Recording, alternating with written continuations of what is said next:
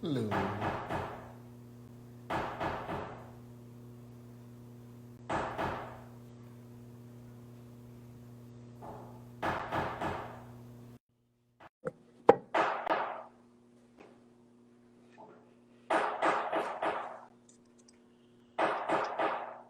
Hey, What's up?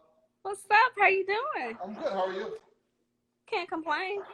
I probably could, but it wouldn't do any good. So, Right, right.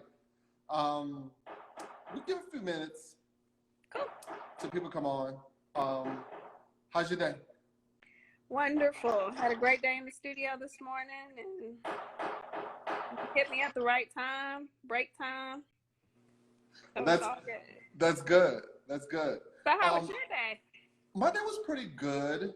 Um, dropped the table off in the yard. Found a cool log. That's always a good thing because tree cutters drop wood off every day, Okay. so you never know what's coming in. Ah, So you kind of like gotta be there constantly to it's got to like see. yard yeah, it's like yard sale. Um, and had a little Chinese for lunch. Um, and we're working on a workbench for the shop, a bigger workbench, Oh, okay. and we're working on a couple of client projects. Nice. So what I like to do before we get started is let's do a little check-in. And for everyone who's listening or watching, let us know what part of the world you're from. Just to make sure people are paying attention.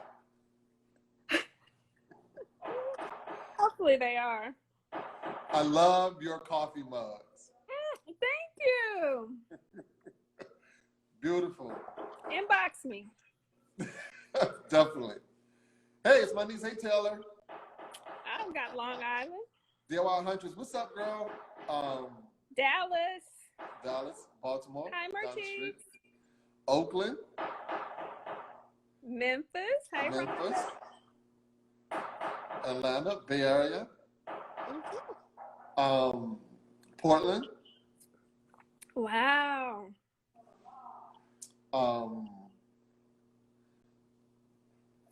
I lived in Fort Washington when I worked in the White House in D.C. Nice. It was nice. Austin. All right, Austin. Alabama.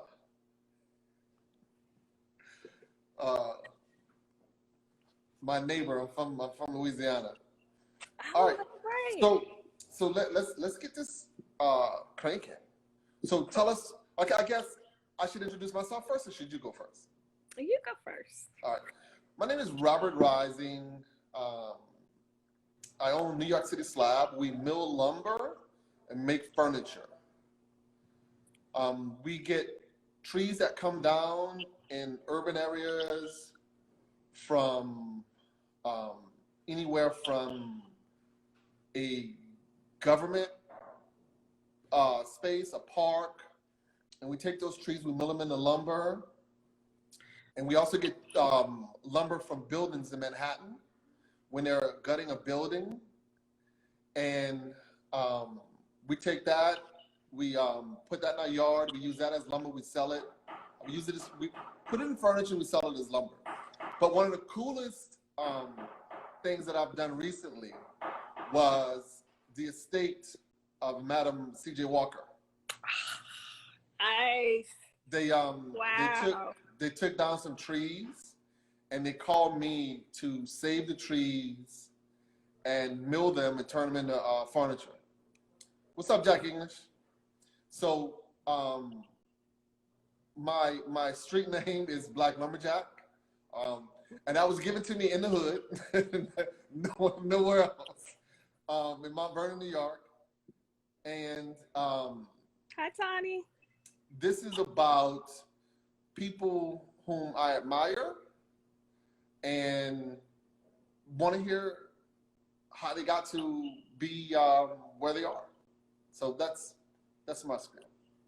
All right, great. Well, I'm Delita Martin. I am a printmaker, primarily a printmaker, but I dabble in other areas. I work at Blockback Press. That's my studio, which is located in Huffman, Texas, which is actually kind of a suburb of Houston.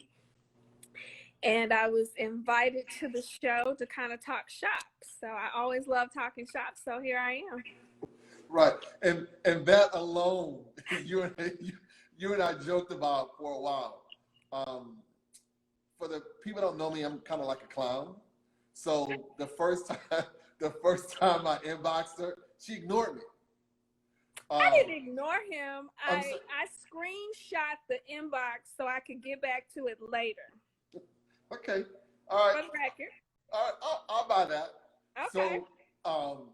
So she didn't get back to it, and so like 4 days later, I'm like, I can't take a hint. So if it's no, you got to tell me, and if it's not, you got to answer me. And she was like, "Oh, wait a minute." So I immediately went to his page, and I saw Morehouse, and I got it. I was like, okay, it makes sense. That's why he's crazy. I laughed the entire time because only a Morehouse man would send that type of email, that type of message. So. Exactly. So I could not do it. So. All right. So, okay, where I would like to start is high school. And the reason why I started high school is that's the point at which you leave home, or you go to college, or you begin your journey on what you're going to do for the rest of your life. Well, I actually began my journey at 5. I decided I was going to be an artist in kindergarten. Okay. I had no idea what that meant, but I was determined. I knew where I was going to go to school, who I was going to study with, and I had it all planned out. Okay, wait a second. At 5, where did you live? Where did you live? I was in Conroe, Texas. Okay, and where did you decide you want to go to school at 5? Texas Southern University. All right, Morehouse, HBCUs. There you go. All right, cool. Okay, go ahead, carry on. So I decided that, and I grew up pretty much around, everybody that I grew up with was a creative. So my father went to Texas Southern University. He was an art major, and so we had writers, we had poets, we had visual artists, furniture makers, you name it. You were just encouraged to create all the time. So there was never a plan B for me in terms of what I was going to do and where I was going to go. Okay, and I think that's kind of cool, because I think for most of us, when you do it, there is no plan B. Exactly. You have to put it all in. I remember when I was on the cusp of this, I was 1 foot in, 1 foot out. And I was at the Four Seasons Hotel, and I was serving this guy at the bar. And I tell a story. This good-looking white dude, clean. He had a nice suit on, and he was drinking a nice scotch. And I was talking about work, because I always talk about work. And he goes, "Well, it's not going to take off until you're all in." And I'm thinking, man, I'm not leaving this job. I was working 4 days a week. I made $120,000 a year. We had free rooms. We had 20 free comp nights a year to travel. And it was nice. So I wasn't really motivated to quit. Mm-hmm. So it got to the point to where I was doing 2 days a week. And the 2 days a week was too much. Was taking too much from the company. And when I decided that I was going to leave and go do my thing, it took off. Like literally, it was like I put my resignation in. I started to work full time. It was scary. It was so scary. And a week or two later, everything it snowballed. It got bigger and better and better and better. Yeah. So okay, so go ahead. You're 5 years old. I was 5 years old. I made the decision, and I had, like everybody else, I had the main job, and I did the artwork, in college, undergrad, beyond, grad school, you know, you have your main job and you do art on the side. Right. Well, I started teaching at the University of Arkansas in Little Rock. And my husband and I had gone to visit his family. Okay, what did you teach? I taught basic drawing. I taught intro to art history. I taught printmaking, and I taught an advanced drawing class. Okay, so you were always connected to this. Oh, yeah. I was connected at some point. I mean, I was also a benefits administrator for a school district, but I mean, art was always my life in some capacity. So, but it wasn't until I was teaching, I think I was like maybe 4 years in, and my husband and I were at dinner, and he said to me, you should quit and go into the studio full time. You're really a studio artist. And I was like, I can't do that. That paycheck every 2 weeks is nice. Yes. And he was like, the American nightmare. Exactly. We think it's the American dream, but it's the American nightmare. Exactly. So he was literally like, if you, one or two things is going to happen. He's like, either you are going to have great stories to tell our grandchildren, or you're going to live your dream. And he was like, let's do it while we can. And so the next semester, I handed in my resignation. I was scared to death. I felt like I was jumping off a cliff. Like literally, I had nightmares. And I was like, should I go get my resignation letter back? Should I go get it back? And so the tough part, I thought that was bad. But it really started happening when I had to figure out how to make it my job. So, you know, we get up in the morning, we go to other jobs and all of that for other people. Yep. Well, how do we do this for ourselves? How do we turn it into a job and still love it? So it took me about a year to figure that out. And I really had to do it on the fly. I, you know, was accepted into an exhibition, State of the Arts, and I believe it was around 2014, and I had to figure it out really fast. Like, how do you price your work? How do you market yourself?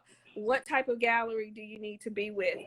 So there was a lot of things I had to learn on the fly. How do I set up an entire studio practice and have that? All right, so let me pause you there. That's something like in the woodworking community. It's the same thing. It's like if you're not raised in a shop, or if you're not given the opportunity to watch someone else make mistakes, you don't know. You don't know. You just have to go for it. Okay, go ahead. Yeah, and well, someone asked me the question the other day, was posed on my page, you know, what resources in terms of business do you have? And the best resources you can have is somebody who's already done it or someone who's doing it. And so I try in any way that I can to be a resource for other people. You know, I can tell you what I did. It may or may not work for you, but at least you have a starting point. You have somewhere to start. So I pulled it together, and I started Black Box Press, and it's been an uphill, wonderful, amazing journey the whole time. I wouldn't change anything at all. But it's been a lot of hard work, but it's been worth it. All right, so let's slow down a bit, right? So when you first started, did you have a studio? Were you working in the garage? Were you working in the backyard? So what had happened was, I literally, and that question was posed to me too. Your studio grows with you. And so I don't accept people not having a studio as an excuse not to work. So if you are in a 2x2 room, then you need to make 1x1 work. So I literally started off in a very small bedroom. From there, I kind of grew into like other parts of the house. And then we bought a house that had a carriage house in the back, which wasn't very big, but I was excited. I was like, wow, this is my first separate space studio. So that was great. And then we moved back to Texas from Arkansas, and I had a 3-car garage, and I thought I was really doing it then. I mean, we got space for days. From the woodworkers, that's a lot of room. Exactly. That's a lot of room. So I was really excited about that. And then I believe in investing in yourself, investing in your business, and that's part of being in business is taking the risk on investing in you. And so I decided I want to say it was 2017, I was going to build my studio. And I started off with 960 square feet studio space. And I literally looked in my backyard one day and was like, I need a dream. I just put a house in the backyard. But it was the best investment that I could have made. And we've made an addition onto that. And we're getting ready to add another addition on. But, you know, I built up to this. This didn't happen overnight. I was on the kitchen floor with everybody else. So this didn't happen, bam. Right. No, you're right. And there's nothing wrong with being on the kitchen floor. Nothing. There's a problem if you stay on the kitchen floor. There you go. There you go. So okay, someone mentioned don't forget the first press. Is that something we need to talk about? Okay, so the first press, I'm in Arkansas and I just graduated from grad school, did not have a press. So my husband, for our anniversary, bought me a press. And I was like, you know what? This is when I kind of I was sticking my toe in the business world, but kind of not, you know, still scared. So I rented a studio in the basement of a church, and I was like, well, if I need to print, other people need to print. So I took the press, put it in that studio, and I held classes, workshops, did demos, all sorts of things like that. So, you know, I have a great support system. He's also a Morehouse man, and Morehouse. and you know, he was just very supportive in everything that I did. And that was my first press, which my son, we have a tradition of naming our presses. He named it Jeff. So Jeff is in the studio. I still have Jeff in the studio. I was about to say, is Jeff still with the family? Jeff is still with the family. Okay. So what? Okay. As far as press, was this a single press? Was it a It's an etching press, and I want to say it's a 48 by 36 press bed. That's big. No, it's not big. Because I also have a press which I affectionately named Big Mama. And Big Mama is 51 and a half by 80. And so, wow. Now Big Mama's big. So that's, you know, that's my baby press. So I have several presses. I also do letterpress printing. So I have Vandercook's, a CMP press. I have tabletop presses, floor presses. All right. So hold on one second, right? We talked about this, and I kind of want to slow this down a bit, because your industry and my industry, we're all the same. Right. We're all the same. It's just a genre of art. So when you got into so like it's 6:30, they should be working. Yeah. So when you got into the printing press, how did you get into at what point did you get into the letterpress? I got into letterpress probably about 3 to 4 years after I got into printmaking. Okay. It was something that I was always interested in. I call it one of my other lives. Like, I plan on doing sculpture. I would like to do wood sculpture, actually, photography, and ceramics, which I just bought a wheel to do that. So those are my other lives. When they're going to happen, I don't know, but they will happen. But I was very interested in it, and it's a funny story. So I met master letterpress printer John Horn with Hummingbird Press, and I'm sorry, John Horn, and his press, Shooting Star Press. That's the press. So anyway, I'm working with him, and I took a workshop from him, and it was like every Saturday for, I want to say, 6 weeks. And oh my God, it was totally different from printmaking in a sense. you know, there's the printer's measurements that you got to learn and all this terminology. But because I had the printmaking foundation, it could have been worse. Right. But it was stressful. So it's not just pouring ink on a letter and pressing it.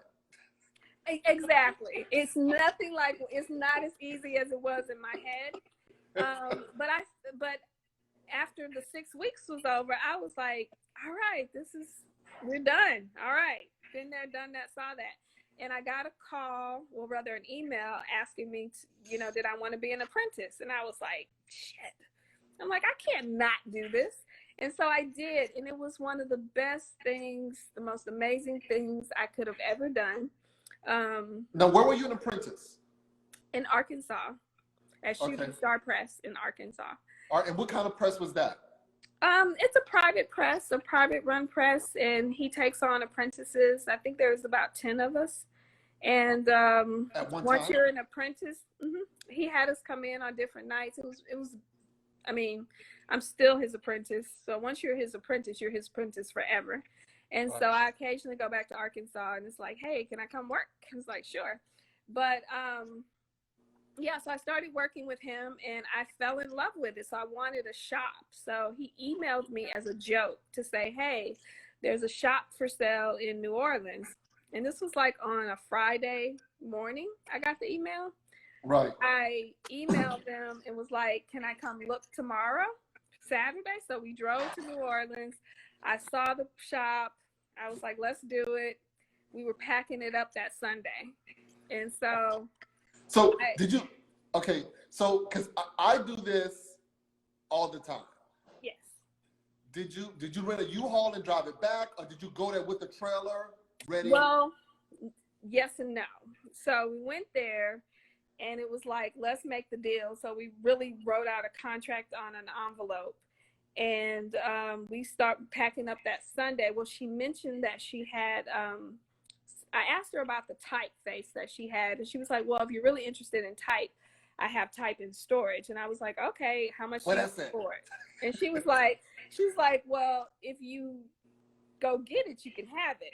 So I'm like, okay, great, cool. So we rented a small U-Haul. We get to the storage unit.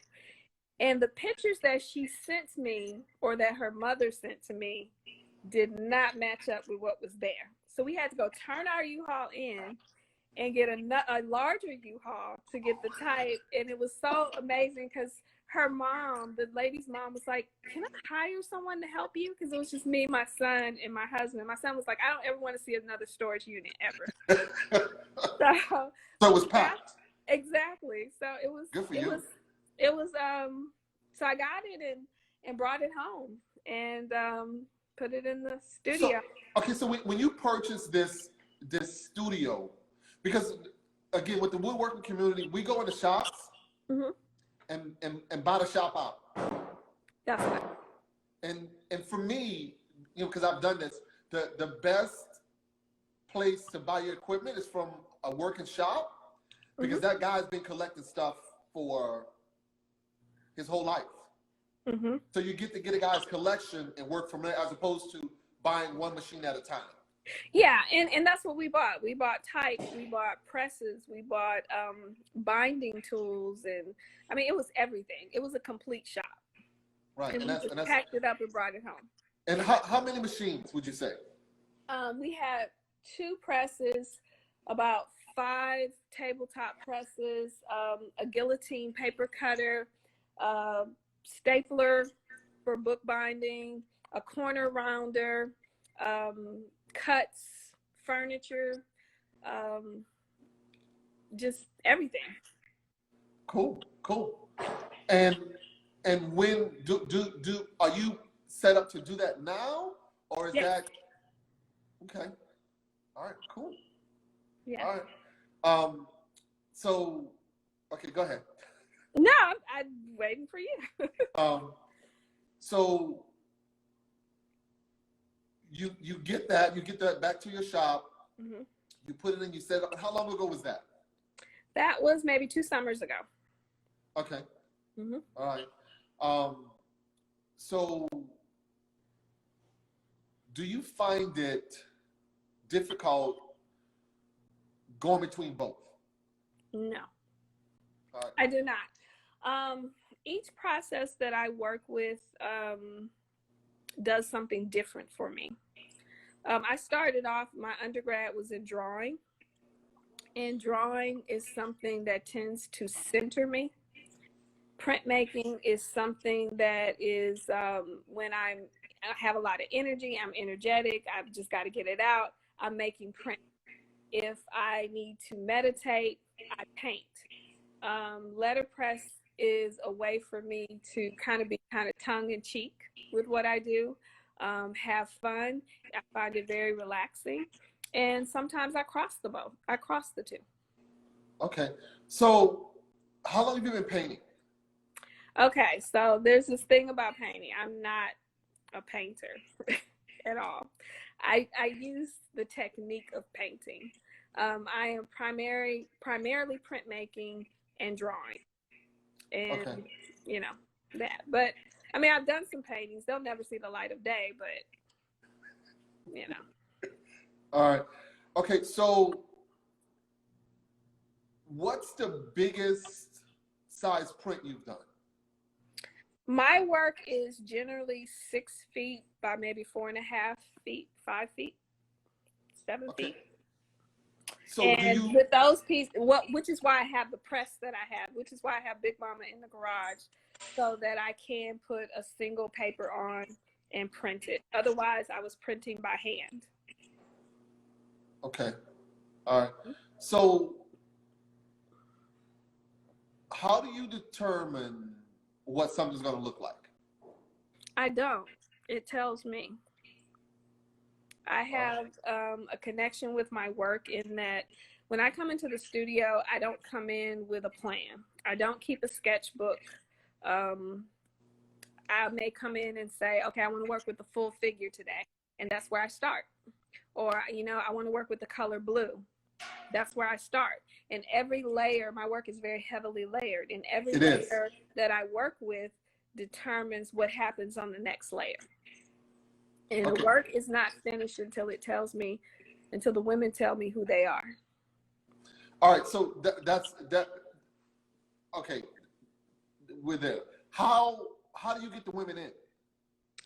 I draw them in, or I print them in. There have been some images that I carve out of linoleum block and print. I use linoleum primarily because it's very easy to work with. It's easy to handle by myself because I work very large. Okay. Or I draw it in with charcoal or Conte. All right. Okay. I work in the studio probably, I'm in the studio by 5:30, 6 a.m. in the morning. I would probably still be working right now if I wasn't doing this. I have a problem. My husband usually comes to get me and say, okay, it's time to go. Let's go. Yeah, let's go. All right. Let's see any questions. Jeff, do you make your own paper? I'm going to say no. No, I don't make my own paper. I work with decorative papers. I was actually just having a conversation this morning with a really good friend of mine about making paper. But I use a watercolor paper, a heavyweight paper, because I'm actually sewing into the paper and using several different mediums on the paper. Okay, so Jeff, you got me. How do you make paper? How do you? How would you? I mean, how is paper made? Well, from the description that she told me, it involves pulp. I have never made paper before. We were discussing the possibility of me making paper for my work, but it's not something I've done before. And the reason being really is because I work so large, and so I buy my paper by the roll. Okay. I do draw my models from live sometimes. Most times I do not. I'll use a photograph primarily. Okay, now is it usually the photographs, is it usually someone you know, or is it just random? It's someone that I know.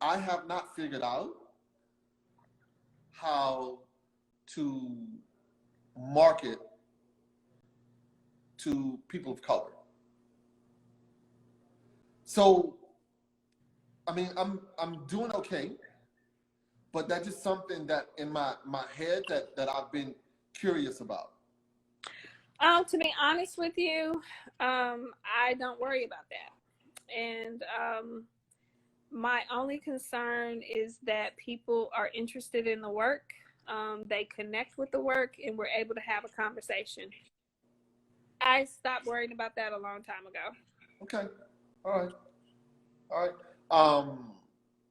Do you work with many other Black women printmakers? Yes, I do. I have a group of ladies that I talk with all the time, Black Women of Print.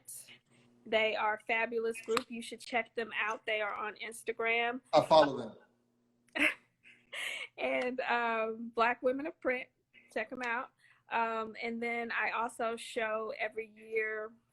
We haven't shown maybe in the last year or so, but I work with a group of ladies, Rue, and that's Ann Johnson, Lovey Olivia, and Rebea Bain.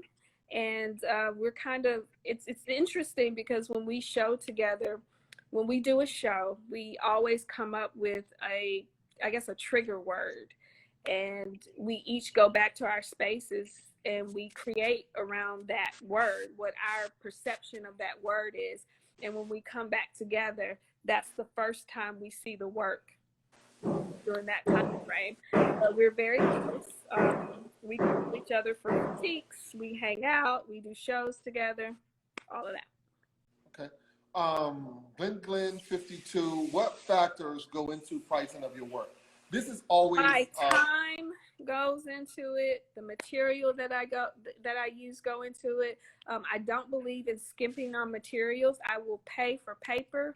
I will buy that $30 tube of paint. I will buy that $30 can of ink. I am very particular about the material that I use. I am very particular about the my technique.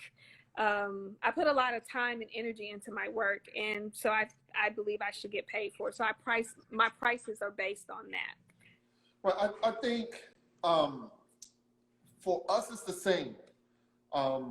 With the I think it's like you put forth the best materials, the best effort, and you price it based on that. And the client will show you that they'll show you that they want that. Right. That always works. Yeah, because sometimes I sew jewels into my work, and it's me going out finding vintage jewels, and vintage jewels can be pricey. So I'll pay $50 or more for a brooch that I'm incorporating into a piece. And I don't, I don't worry about pricing. I hear some artists talk about, well, I'm not going to pay for this, or I'm not going to do that because that's a lot of money, and I might not be able to get it back. Those are things that I don't concern myself with. And I always tell people, I became an artist the day I stopped worrying about anything beyond the work in the studio. That's when I really became an artist. All that other stuff, that's not for me to worry about. I can't call your pockets. Right. I mean, I worry about that, but I completely get it. And I think that's great because when you create, that's what it's about. Yes. Everything else will take care of itself. Yes. Yeah, everything else will take care of itself. So yeah. Yeah, there's sometimes when, like, I'm curious about chairs now. And there's sometimes I'll see someone do a chair. And sometimes they're plain. And then sometimes I see someone do a chair and I say, that's a lot of work. And I'm thinking they're probably getting paid for that. That's why they made the chair the way it is. Yeah. Well, I mean, like working right now, I've been talking to some friends about, being, I guess, self-isolated, self-quarantining. And artists right now, when I talk about, being creative in what you do, this is the time that we have to rethink what we're doing. We have to rethink our whole careers as artists because the world has changed. You know, you're not walking into a gallery anymore. It's virtual. We're living in a virtual world. So it's like, how do I, you know, stand out? Or, you know, how do I get the work out there? I mean, all these are conversations that need to be had and that are being had right now. Okay. What was the moment when you said, this is the time to take this art thing serious? This is my life and career. I want to say it was around 2014 when I left the university and went into the studio full time. It was either, I mean, I had to make it work. It had to work.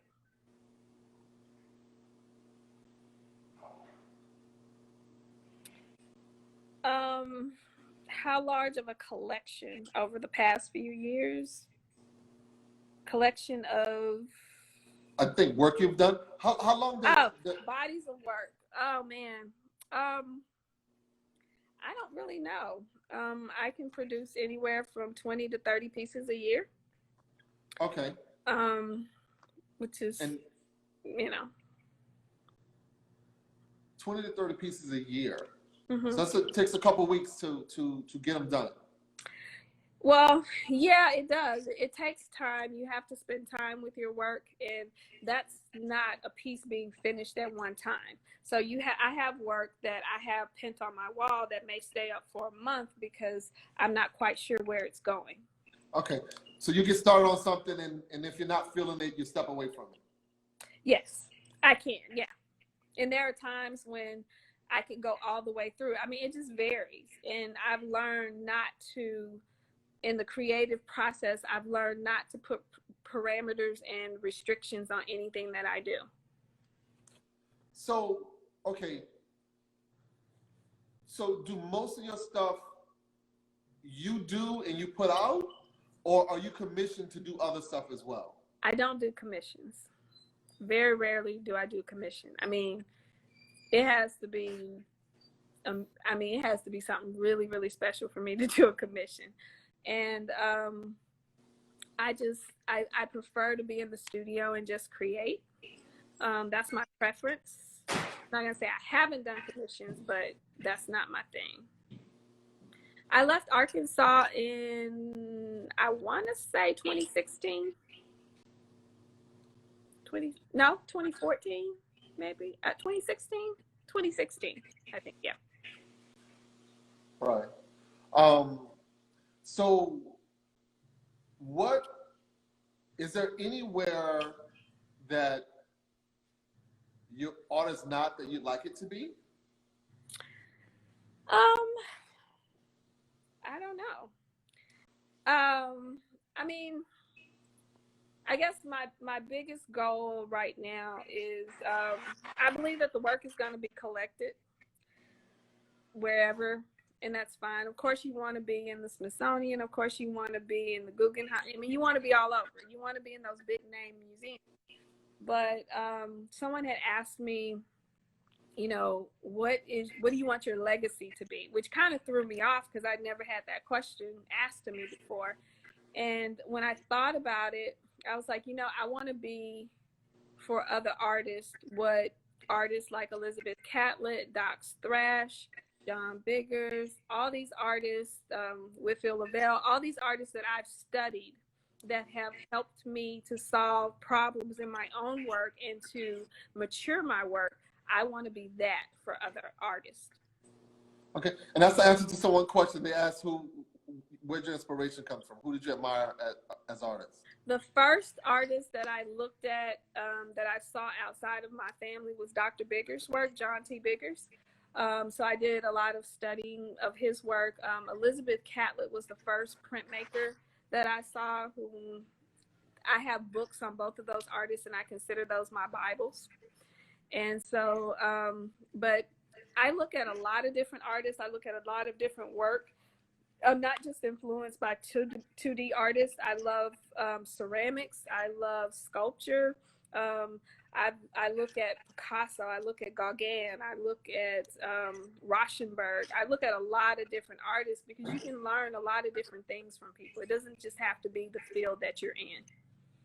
Yes, exactly, and that's why we're here. That's why I'm speaking to many different people, because we all have a journey. Exactly. I mean, I look at, design, graphic design artists, and I'm like, I'm putting patterns in my work. I'm looking at ceramics artists, and I'm like, ooh, I love that texture. How can I incorporate a texture like that in my work? So I don't just look at printmakers or, 2D art. Right. There are a few things that I collect, and as we talk about this, I collect antique vintage fans. Interesting. I collect old Volkswagen and Porsches. Nice. I collect the early models Hobart mixers. Interesting. And all of these things are beautifully designed. Okay. Well, I do mugs, tank tops, and flip flops. You print on those? No, I just collect. You them. collect. I do now. I.e. now. So so when you print on your mugs, is that like a one-time thing, or do you print a batch? Actually, I take the artwork and I actually have it printed on the mugs themselves. So it's not something that I do in-house. I don't actually print on anything other than my work. But this is actually a piece that I just did maybe a few weeks ago, actually. So there you go. Okay. Kayla Hobbs, we teach your work to high school students, mixed media and process art. Doesn't make sense to them until they see your work. Oh, beautiful. Yeah. In teaching, it's interesting that that comment's very interesting, because when I taught, there were certain processes that I taught to students that I wouldn't explain to them. I would take them through it step by step. So in my printmaking, one of the main techniques that I use is reduction printing, which is printing multiple colors using one block. And students are always like, well, what's the next step? What's the next step? Nope. So I would take them through at least the first 3 to 4 steps, and then they get it. So, yeah. Got it. Okay. Just if someone wanted to purchase your art, what type of price range would they be looking at, and where could I purchase it? You can purchase from Gallery Mertice in Baltimore, Maryland. She's been representing me for several years. I mean, I feel like I've been with her forever, so I don't actually know when we started. But you can reach out to her, and they can give you the information or shoot me an email. I'll pass it on to her. Okay. I would love to print your work. I kick myself for not purchasing early. Yeah, it happens. So what's next for you? Ooh, what's next? Well, one of my big dreams has been to not really own, but to operate a printmaking residency. And so I have been collecting presses over the years in order to do that. So now that I have all of the equipment that I need, it's just a matter of building. I've actually purchased property, and then the virus hit. And so that became put on the back burner until we're able to get out and about. But I would like to create a space for it. It's a twofold operation. They can teach, they can have me as a resource, and then also a space where people who are interested in printing techniques can come in and learn. So I don't want it to be about me and my work. I want it to be about the love of printing, the love of printmaking. Okay. Someone said, can you talk about the Crystal Bridges show? Oh, wow. Yeah, that was an amazing show. So Crystal Bridges did the state of the art exhibition. I believe they just had the second one.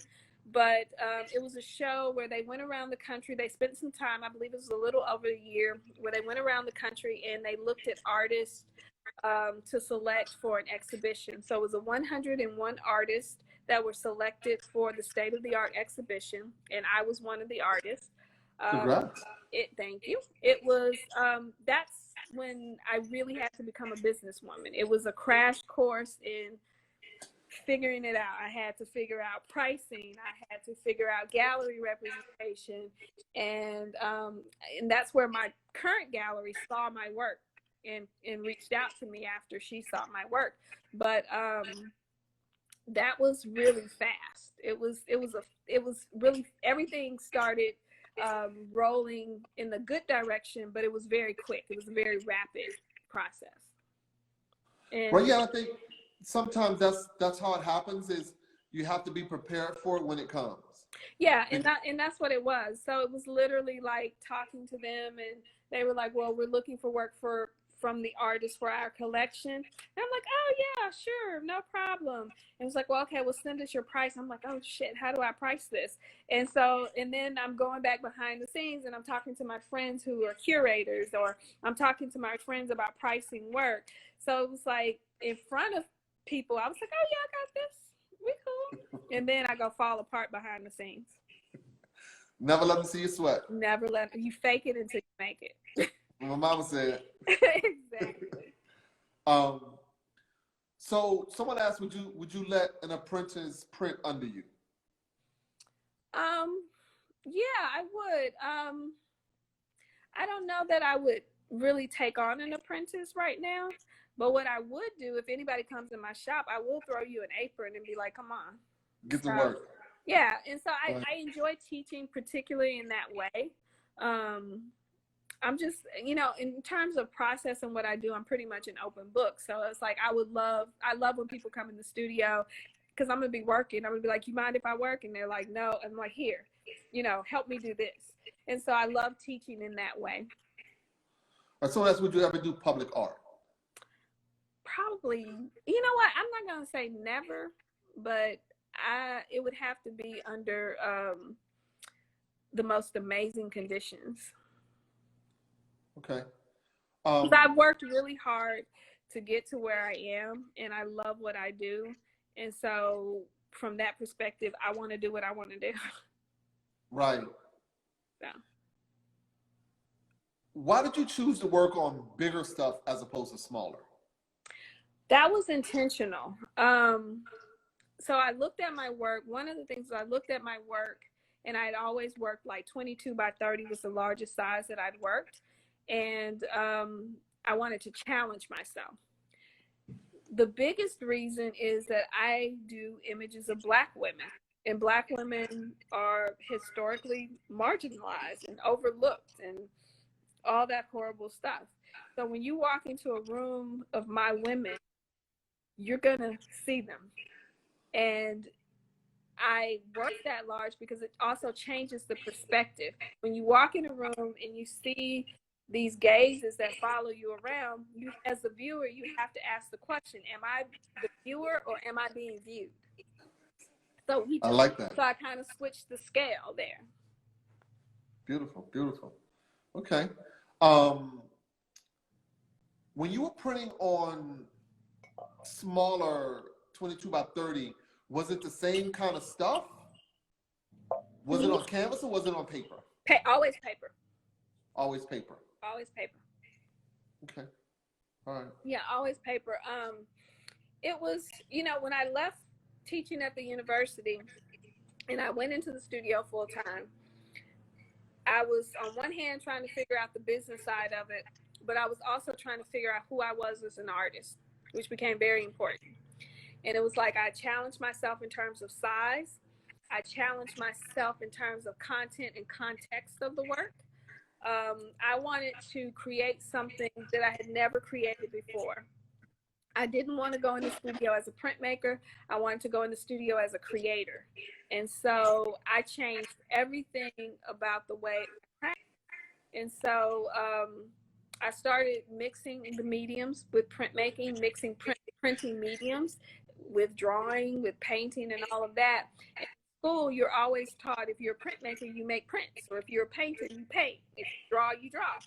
And so it was the most freeing time I've ever had, was being in the studio and telling myself, you could do whatever you want to do. This is your space, and you're inviting people in. If they want to come, they come. If they don't, they don't.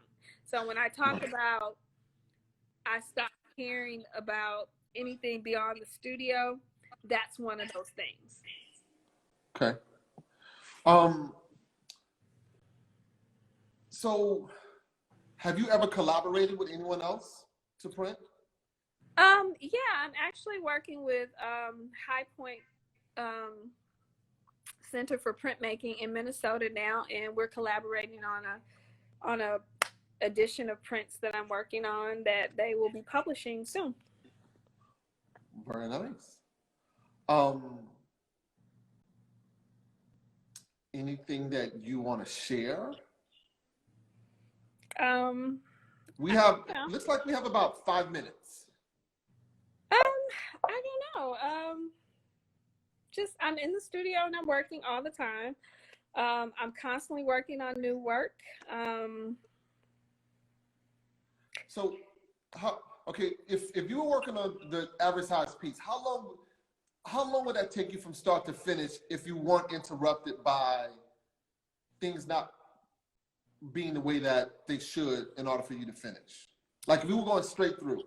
If we were going straight through and everything was ideal and perfect, it would probably take me a week or so. Okay. And it's you know, having the bigger press is really nice, but it is cumbersome working on the press when it's only you, and you know. Right. And and that's what I was thinking too, is that it has to be challenging working on these big pieces and you doing it alone. Yes. I mean, I have it, if I'm printing by hand, it's not as bad, believe it or not. It's putting it on the press, handling the blankets and handling the paper, shifting the plates and all of that. It gets a little cumbersome on the press. So what's the furthest you've traveled to see the work or meet the artists you admire? Cuba. So who did you go see in Cuba? Choco. He is one of their premier artists, printmakers, and he invited me and another young lady into his studio to make prints for, Wow. I think we worked with him for about 2 days, and during that time I had work also, I was part of a group show at the Cuban Biennial, and it was one of the most incredible experiences ever. He taught me his process, which was amazing. And he's like, hey, I'm teaching you the basic of collagraph printing. This is the technique I learned. Take it back to your studio and make it your own.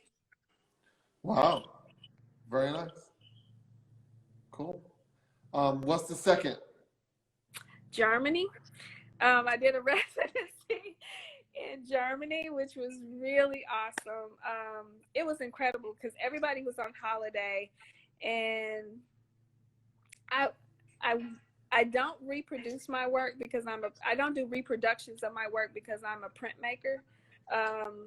I print multiples, and I believe in work being, I don't know, I don't like reproductions of work. Okay. All right. So let me tell you, we have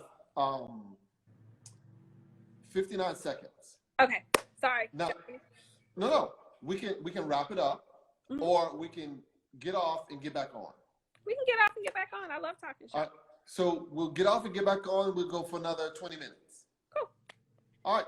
So we're going to sign off and we'll sign right back on. Perfect. All right.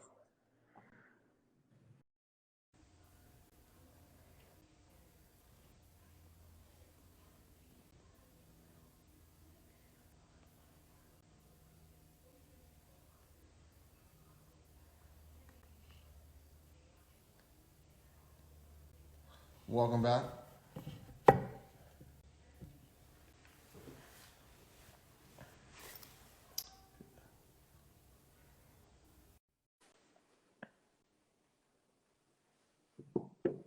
Waiting for Delita to come in. Hello again. Hello. Okay, so the good news is, Yes. as many as I've done, finally, they're on IGTV. So you're the first IGTV, so now it'll show up on my page and it'll also go on YouTube. Awesome. Fantastic. All right. Okay. Nice. So, how long were you in Germany? I was in Germany. Let's back up. The question I asked was, what's the furthest you've traveled to meet someone you admire or for art? First was Cuba. Second is Germany. So Germany. Okay, so Germany was absolutely amazing. The director of a printmaking center in Germany saw my work through my gallery, invited me to come and make prints. During the time that I went, it was August, and this past August, and everybody was on holiday. So I had access to 2 shops, and they were like, do what you want. I was like, all right. So that was pretty amazing. I did 3 editions there, which was pretty cool. So how long were you there? I was there for 2 weeks. So 2 weeks? yeah. And there was no language. Do you know German? Nope. Was language a problem? Nope. Language was not a problem. Most people spoke English or a small amount of English, so it was fine. Cuba was interesting. I don't know Spanish. My husband and my son do, and so they acted as my translators, and so I know that was good. Yeah, so that was good. And then Italy, which was fun. I did a residency in Italy, which was great as well. And how long were you in Italy? 2 weeks in Italy. What part? Venice. Okay, beautiful place. Yeah, I was on Murano for 2 weeks, and I was working in a print shop there, and that was cool. Okay. Anywhere else? Nope, that was it. I mean, that's enough. Those are some pretty cool places. Yeah. And what do you think? What was the most valuable experience that you got from your travel? I got an opportunity to meet other artists. Got an opportunity to meet other people, but I think the most valuable thing that happened is being able to change your environment and create based on that. You know, some people go places and they fall apart. You go to residencies and you got to pull it together. You got to make it happen. And so being able to pull from those environments, it's challenging, but it can lead to some amazing things. Okay. All right. There's a question here. I'm gonna let you read that one. It's pretty cool. Where am I? Where are we? Have you ever...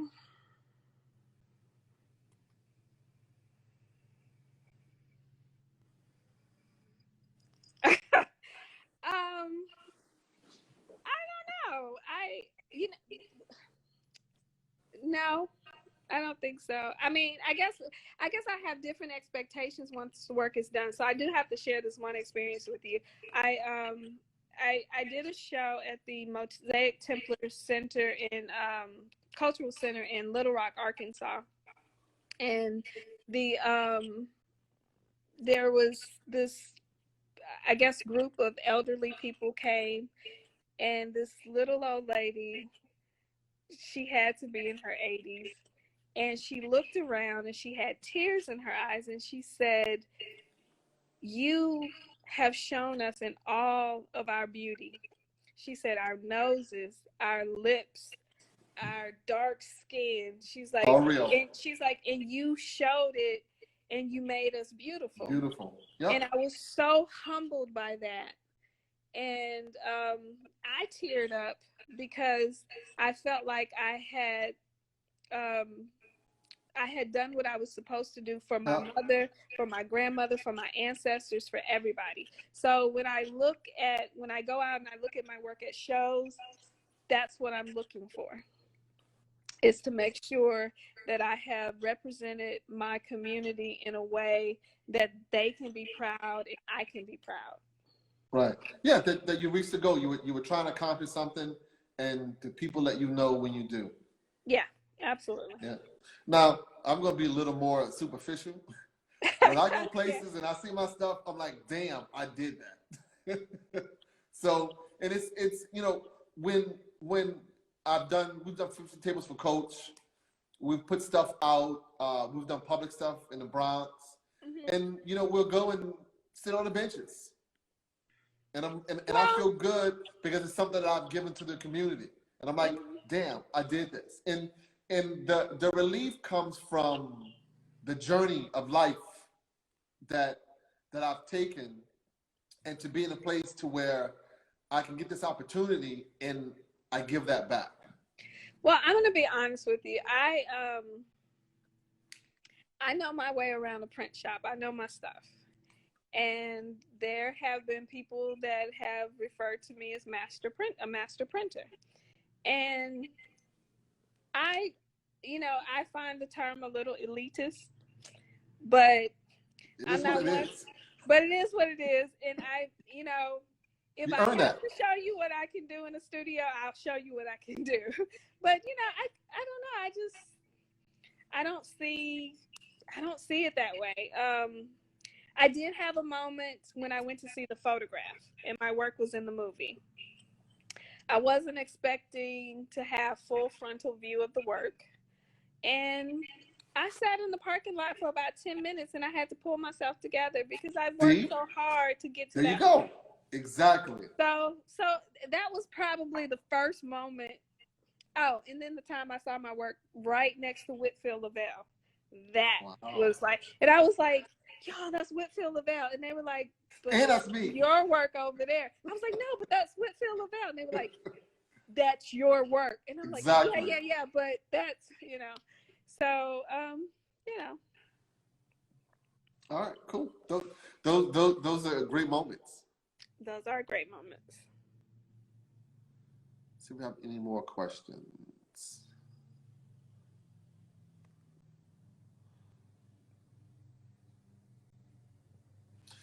No. So I think we've organically ended or completed the conversation. And again, thank you very much. Thank you for having me. This was for your great. time and for your art, for your contribution. And I was right to chase you. Again, I screenshot your first message and I was like, okay, I'm gonna get back to him. And then when I saw your message, the second message you sent to me, I was like, who is this dude? And then when I saw you were from Morehouse, I was like, yeah, okay. Yeah, and a big shout out to your husband who's been by your side. And we always talk about this. Partners are very, very important in doing this. Yeah, partners are extremely important. I mean, it's important to have a support group. And, it is. That can come in any shape, form, or fashion. I was going to say that. Right. Yeah, so it doesn't have to be a spouse. It could be a friend. It could be anybody. Yep. And and not always necessarily close to you. That it could come from afar. Exactly. So, yeah. So I think someone just asked a question. Do you do commission work? No, I don't do commission work. I'm sorry. So, yeah, I think that's it. All right. So I'm going to give you back to your evening in your studio. And to everyone who joined us, thank you very much. We appreciate it. Thank you. Thanks, everyone. Thank you. All right. Talk soon. Yes, I'll be calling you. Bye-bye. Good night.